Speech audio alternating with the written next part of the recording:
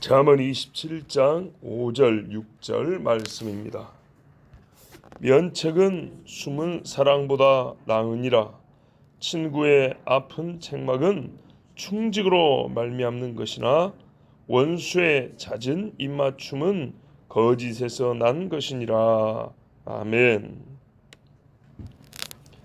세례 요한이 도끼가 나무뿔에 놓였다고 외쳐서 많은 사람들을 회개하게 했습니다.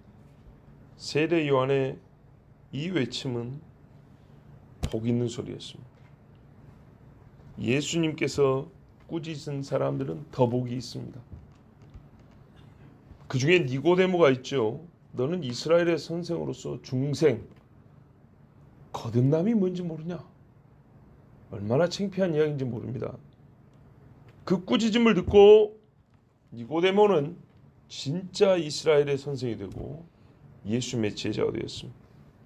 예수님 십자가에 못 박혔을 때 몸에 들어갈 향품, 시신과 함께 쌀 향품을 준비했다가 예수님 장례를 치렀지 않습니까? 그 사람 예수님 살아계실 때도 이 바리새인이고 또 공회원이었던 것 같아요. 그래서 말하면 우리 율법은 사람이 한 일을 생각하고 따져보지도 않고 그냥 막 정죄하는 율법이냐? 이렇게 예수님 편을 들어주고 그가 속해 있던 무리들한테 아주 욕을 얻어먹었던 사람이 니고데모입니다. 예수님 앞에 꾸짖음을 한번 들은 다음에 진짜 예수 제자가 된 사람 니고데모. 면책은 숨은 사랑보다 낫습니다. 나단은 다윗을 정말로 사랑한 선지자였습니다. 그래서 지금 영적으로 다윗이 아주 떨어진 상태이기 때문에 자기 말을 안 듣고 화를 낼지도 모릅니다. 왕들 중에 성질 나가지고 선지자를 죽이거나 감옥에 가둔 자가 몇 명입니까? 그런데도 나단은 정말로 다윗을 사랑해서 혹시 다윗이 자기를 해야 할지도 모르지만 가서 충직하게 말했습니다. 너는 살인자다 하면서. 그래서 다윗이 회개하고 돌아왔지 않습니까? 하나님의 사람다운 모습, 진짜 다윗의 모습을 회복한 것은 나단의 면책이었습니다. 이 면책이란 말은 드러나게 꾸짖는 걸 말합니다. 바울도 뭐라 그랬어요? 외식하는 베드로를 보고 네가 지키지도 않는 율법을 갖다가 사람들 앞에서 말하고 말이야. 믿음이 뭐니 말하고 네가 벌써 외식하면 되겠냐 하면서 시리아에 있는 안디옥 교회 그 많은 성도들 앞에서 대사도 베드로를 꾸짖었단 말이에요. 베드로가 2번 다시 외식하지 않았습니다. 하나님의 말씀은 맞습니다. 드러나게 꾸짖는 것이 감추어진 사랑보다 나아요. 실제로 감추는 사랑은 거의 볼 수가 없습니다. 예? 이게 무슨 말이냐면 혹시 감추어졌다 하더라도 사랑보다 나은 것이 드러난 면책이라는 겁니다. 왜 그러냐? 이 드러나게 꾸짖는 것이 말이죠. 사실은 사랑해서 하는 거거든요. 사랑해서 하는 거니까 그래요. 아까 보세요. 예수님이 니고데모를 사랑해서. 부자 청년도 사랑해서 뭐라 그래요? 너 가진 거 다 팔고 따라오라 그러잖아요. 사랑해서 그런 거예요. 뭡니까? 나단이 다윗을 사랑했어. 레위기 19장 17절에 너는 내 형제를 마음으로 미워하지 말며 내 이웃을 반드시 견책하라. 그러면 내가 그에 대하여 죄를 담당하지 아니하리라. 율법이 뭔 도덕적인 이야기만 가르친다고 생각하는 사람은 정말 하나님의 율법을 모르는 사람입니다. 율법을 막 해석하면 사랑이 나오냐? 아니요. 율법 자체가 명시적으로 사랑하라 그랬어요. 하나님을 사랑하고 어떻게 해요? 네 목숨까지 다 했어. 내 이웃을 사랑하고 네 몸같이 사랑하라 그랬어요. 그리고 뭐라 그래요? 내 이웃을 반드시 견책하라. 죄 지은 형제가 있으면 반드시 나무라 그랬어요. 그리고 그 전에 뭐라 그랬어요? 바로 직전에 네 형제를 마음으로 미워하지 말고. 무슨 말이죠? 사랑하고 견책하라는 말이에요.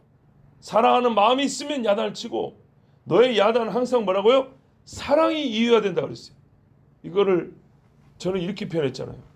사람이 꾸짖어도 입술에는 온기가 있어야 된다고. 들어보면 알잖아요. 메마른 꾸짖음인지 온기가 있는 꾸짖음인지는 짜보면 물이 나오느냐 안 나오느냐 알잖아요. 꾸진다는 것은 미워하라는 말이 아닙니다. 우리가 정말 오해하면 안 돼요. 여기다 부모인데 자녀를 꾸짖을 때 미워하는 부모가 어디 있어요? 사랑하니까 꾸짖는 겁니다. 진실로 사랑하기 때문에 꾸짖는 겁니다. 그 사랑으로 인하여 형제의 죄에 대한 책임을 내가 당하지는 않게 됩니다. 무슨 말이냐 한번 보세요. 내가 사랑할 책임 있는 사람이에요. 사랑할 책임이 있어서 꾸짖는 거예요. 사랑할 책임이 있단 말은 사랑하는 자니까 꾸짖는 거예요. 근데 안 꾸짖었다는 뭐죠? 사랑할 책임이 있는데 안 꾸짖었다는 내가 사랑하지 않는다는 거죠. 즉 이게 죄예요, 죄. 사랑하지 않는 죄라고요. 사랑하지 않아서 꾸짖지도 않는 죄라고요. 형제 안에도요, 마음이 멀어지면 어떻게 해요? 내버려둡니다. 정말로 내버려둡니다. 10년, 20년 전화도 안 합니다. 사랑하지 않고 견책하지 않습니다. 사랑하지 않고 형제의 죄를 묻고 합니다. 뭐라 그래요? 죽든지 말든지 지 알아서 하라 그래. 결국엔 이렇게 간단 말이죠. 그럼 어떻게 됩니까? 꾸짖음을 당하지 않은 형제는 더 악해집니다. 더 죄를 짓습니다. 그리고 나는요, 사랑해야 할 형제인데 아무 소리도 안 했기 때문에 그 악해지고 죄 짓는 것에 대하여 나도 역시 책임을 진다는 겁니다. 에스겔서에 뭐라 그래요? 하나님이 에스겔한테 너 나팔 부르라 그러잖아요. 네 형제들 다 죽어간다. 나팔 부르라. 파수꾼이 나팔 불지 않고 다 형제들 죽으면 그 핏값 너한테 문다고 그랬어요. 그죠? 바로 그 말씀은 똑같잖아요. 너는 내 형제를 마음으로 미워하지 말며 내 이웃을 반드시 견책하라. 그러면 네가 그에 대하여 죄를 담당하지 아니하리라. 하나님 딴소리 하시는 분이 아니에요. 똑같은 소리 반복해 주시는 거예요.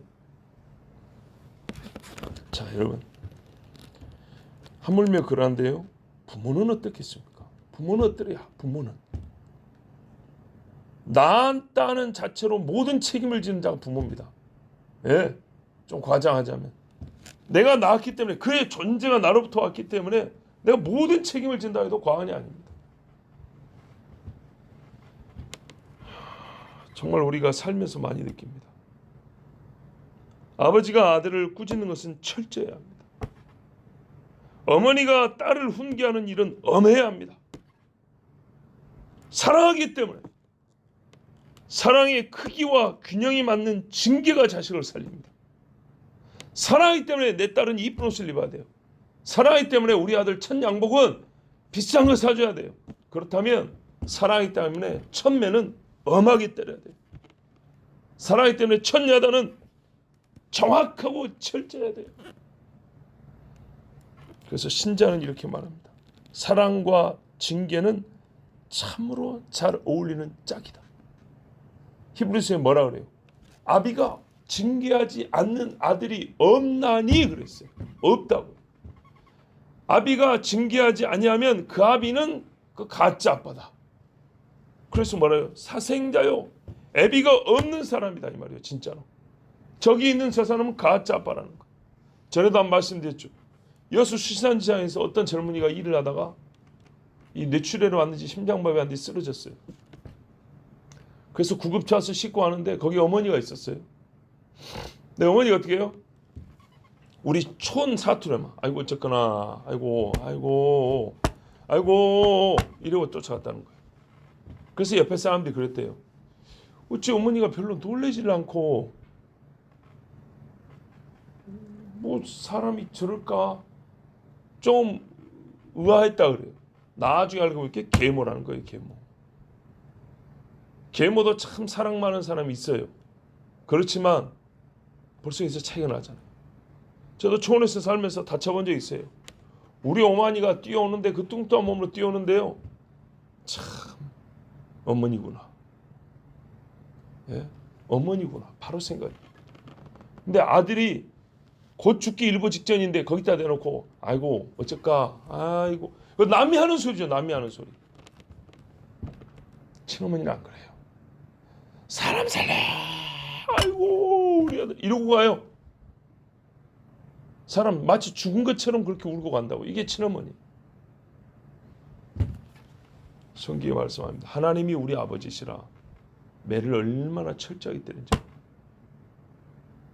하나님은 겉에서 보면은 진짜 무자비하게 때린 것 같아요. 제가 말씀드렸잖아요. 참 뭐 똑같은 소리입니다. 성경도 반복하니까요. 저는 어릴 때 우리 아버지가 하나님을 그렇게 잘 섬기는 우리 아버지도 하나님 앞에 맞는 걸 봤다고요. 진짜 봤어요. 온몸이 뒤틀려가지고 이렇게 돼가지고 하는 걸 내가 봤어요. 나이 30 몇 살 했을까요? 30 됐을 땐가? 제 아버지가 그렇게 젊을 때, 예? 온몸이 마비돼가지고 죽는다고 동네 사람들이 막, 그때는 정이 많은 시대라 젊은 사람이 쓰러지기만 해도 울고불고 난리 났어요. 동네에서. 6살인가 제가 됐을 텐데 뉴욕가에 실려가는 것을 뒤에서 봤어요. 그러고 난 다음에 얼마 후에 아버지가 본교회로 돌아왔어요. 본교회로. 모교회를 떠나서 네가 어딜 갔냐고 하나님이 그동안에 몇 번 경고를 했는데 교회를 안 다녔다는 얘기 아니에요. 다른 식의 신앙생활을 한 거죠. 다시 돌아오라고. 너희가 신앙을 배웠던 못해왔던 교회로 돌아오라고. 그래서 하나님이 쳤는데도 온몸이 비틀어지게 두드러 맞았어요. 신앙생활을 개떡같이 한 게 아니에요. 열심히 했지만 자리만 틀려도 하나님이 그렇게 무지막지하게 때려버렸다. 근데 사람의 고집이라는 게 그러지 않으면 안 돌아옵니다. 그래서 하나님이 사랑이 없습니까? 그래서 하나님이 은혜가 없는 분인가요? 천만에요. 사랑이 많으시니까 자기 아들을 십자가에 못 박았잖아요. 독생자를 십자가에 못 박은 하나님 앞에 매주 맞는다고 하나님이 사랑이 없네, 복음이 이거 가짜네, 어떻게 우리가 그런 말을 할 수가 있습니까? 오히려 배워야지. 그렇구나. 사랑해서 독생자를 십자가에 못 박았구나. 사랑해서 우리를 하나님이 때리시는구나. 자, 한 번 더 보십시오. 친구도 어떤가요? 부모도 아닌 친구. 6절 보세요. 친구의 아픈 책망 충직으로 말미암는 것이나. 이 아픈 책망이 뭐냐면요, 상처가 난다는 말이에요. 우리는 보통 상처받아서 그러잖아요. 그게 아니고요, 친구가요 우리 마음에다 상처를 내버린대요. 실제로 그런 경우들 있죠. 야, 친구인데 너 자식 말이 좀 심하다. 아니야 이 새끼야, 내가 친구니까 해준 말이야, 너 그러면 안 돼, 그러잖아요. 친구의 말에 상처를 받는데요. 근데 그 상처가 어떤 상처래요? 살리는 상처래요. 수술 자국 뭡니까? 살리는 상처 아닙니까? 꼬맨 자국 그거 피를 멈춰 살리는 상처 아닙니까? 바로 그런 말이에요. 친구가 이 마음에 상처가 날 만한 말을 했다 하더라도 그 말이 신실하고 충직하기 때문에 아파도 흉터가 좀 남아도 유익이다, 그 말입니다. 이런 친구는 보물이죠. 그러나 원수는 미워하는 마음으로 하기 때문에 입맞춤이라도 거짓이랍니다. 나를 죽이려는 사인에 불과합니다. 가룟 유다가 예수님 팔아먹으려고 입맞춤을 했어요. 완전히 상반된 행위죠. 요압이 아마사 장군 죽이려고 입맞춤을 했어요. 어젠가 그젠가 말씀드렸죠. 압살롬 반역군의 수장 노릇을 한 사람이 아마사인데 다윗이 용서를 해줬다고요. 그리고 다시 내 밑에 와서 장군 해라. 그러니까 요압이 시기가 나가지고 어땠다고요? 들에서 만나서 형님 형제요 하면서 입맞추면서 칼로 찔렀다고 했어요. 사무엘하 20장 9절 10절을 보면 요압이 아마사에게 이르되 내 형은 평안하냐 하며 오른손으로 아마사의 수염을 잡고 그와 입을 맞추려는 채함에 아마사가 요압의 손에 있는 칼은 주의하지 아니한지라. 이렇게 됩니다. 입 맞추는 자가 설마니 나를 칼로 죽이랴 이랬던 거예요. 그런데 요압이 칼로 그의 배를 찌르매 그의 창자가 땅에 쏟아지니 그를 다시 치지 아니하여도 죽으니라. 한 방에 죽어버린 거예요. 본래 나를 사랑하는 친구라면 그의 충고에 귀를 기울여야 합니다. 그 사람은 칭찬도 책망도 다 진실하기 때문에 속을 일이 없습니다. 성경에 예수님은 우리의 친구라. 내가 너희를 보시라 그랬습니다. 제발 예수님 말씀을 들어야 합니다. 친구의 책망까지 들을 수 있는 그런 친구가 된다면, 나도 말이죠, 내 자신이 그런 친구가 된다면 이 두 친구의 우정과 사랑은 더욱 깊어집니다. 반면에 나를 미워한다는 것이 확실한 사람이 특별히 친한 모습을 보일 때 분명히 이유가 있습니다. 또 상황이 어울리지 않는데도 괜히 나를 높여줄 때 여러분 의심해 볼 만합니다. 왜 그런 경우는 의심해 볼 만하냐? 평소하고 너무 다르잖아요. 그렇죠? 다르면은 다름의 이유가 있어야 되는데 그것도 없는데 말이죠. 자, 그럴 때는 신중히 생각해야 되는데, 혹시 속아서 아까 아마스처럼 그렇게 죽지 않기 위해서 또 괜히 띄워주는 말에 내가 마음이 교만하고 우쭐하면 그것도 나의 죄가 되지 않겠습니까? 그리고 그 사람이 나를 미워하면서도 우쭐하게 해주는 이유는 뭘까요? 그의 악을 위하여 나를 수단으로 삼기 위해서 그럴 때도 있지 않겠습니까? 그러니까 그 사람을 생각하든 나를 생각하든 나를 미워하는 자의 칭찬이나 높여주거나 친한 척을 할 때는 조금 조심해야 됩니다. 혹 내가 누군가를 미워했습니까? 그리고 그 사람이 이제는 좋아졌습니까? 그러면 행동을 앞서기 전에, 아니죠, 행동을 하더라도 너무 급격하게 나타내지 말고 부드럽게 나타내세요. 나 너 굉장히 미웠는데 오늘부터 내 사랑하기로 했어. 근데 저 사람은 몰라요. 가가지고 그냥 막 부둥켜 안고 입 맞추, 그러면은 놀랍니다. 그러지 말고 따뜻하게 손부터 잡아주는 일부터 해야 됩니다. 그리고 말로 먼저 고백해야 됩니다. 내가 당신 미웠는데 이제는 그런 미운 마음이 없습니다. 직접이든 간접이든 이렇게 순서가 있는 거예요.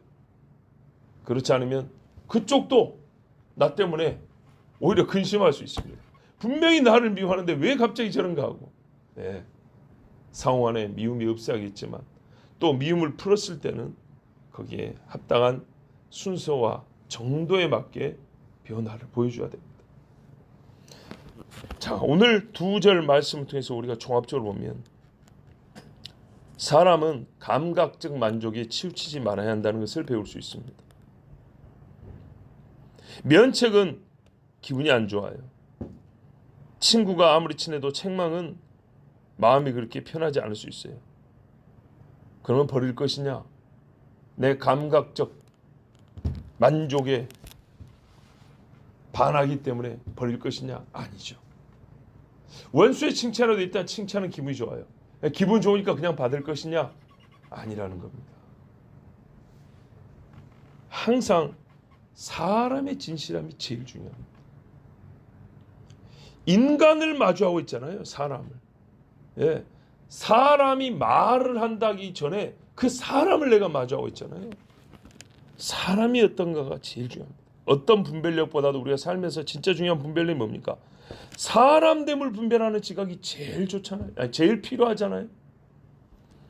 사람됨이라는 것은 인격만 얘기하는 게 아니라 영성까지 포함하는 것입니다. 귀신의 가르침이 난무하고 거짓과 포악함이 가득한 종말의 때 아닙니까? 노아의 때 바로 그때 아닙니까?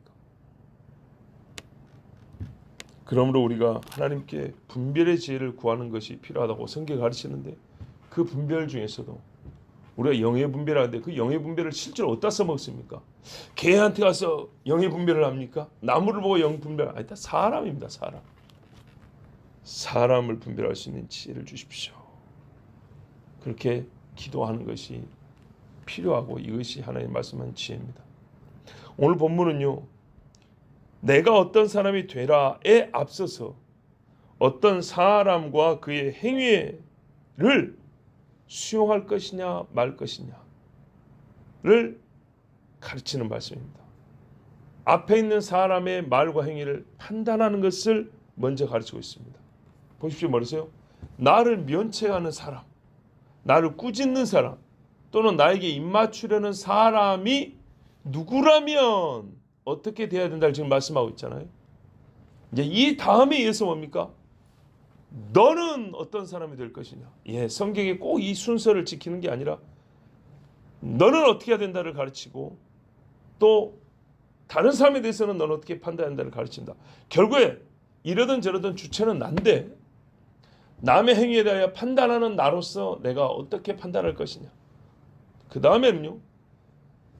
남 앞에 판단받는 자로서 나는 내 됨됨이 나 사람을 어떻게 변화시켜야 될 것이냐. 이런 말씀들이 계속 혼용돼서 순환적으로 우리에게 주어집니다. 오늘 말씀은